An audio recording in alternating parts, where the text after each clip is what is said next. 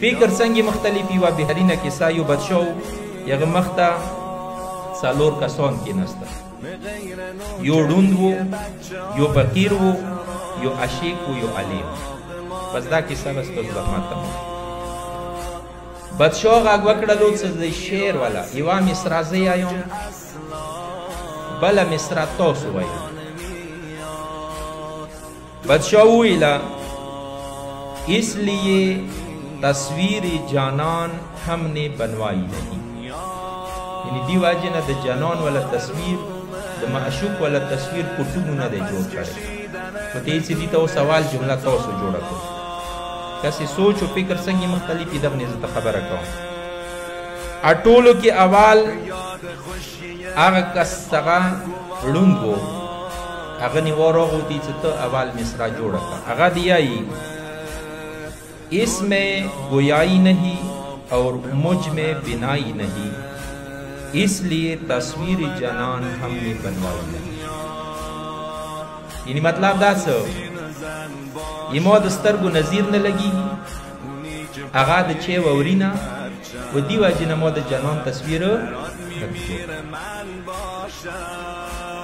دویم فقیر باندې غږ وکړو چې ته ورته یوه مصرع جوړه کړه اول مصرع ته جوړه کړه اس کا سوچ یو ہے پکور دے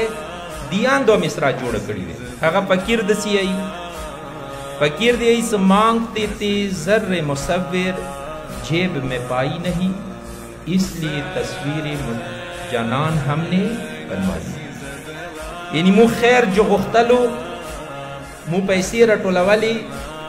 دې پورې سپینزر پیر درو شي تصویر څه کله چو جوړ کی هغه جیب کې څه پیسې نه وي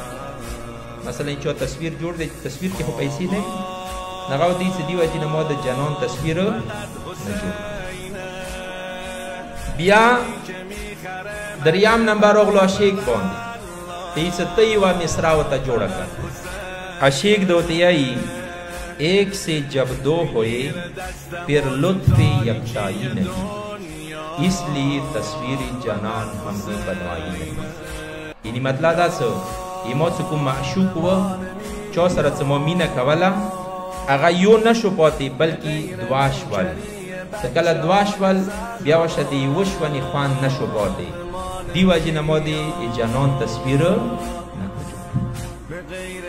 څلورم علیم باندې کله خبره راغله علیم ته دې چې ته یوه مصرع ورته جوړه کړه علیم دوته یایي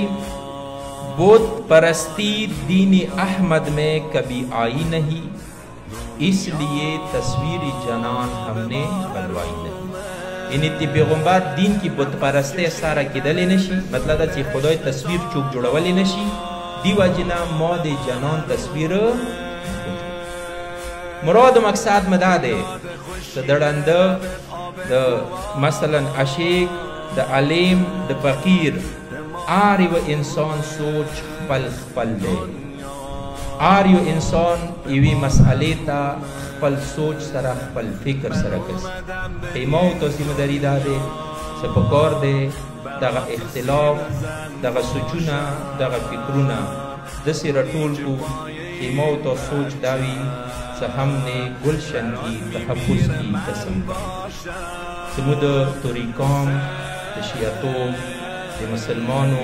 د پاکستان د تحفظ یې کړی دی قسم خوړلی دی پروردګار اعلان د سوال کو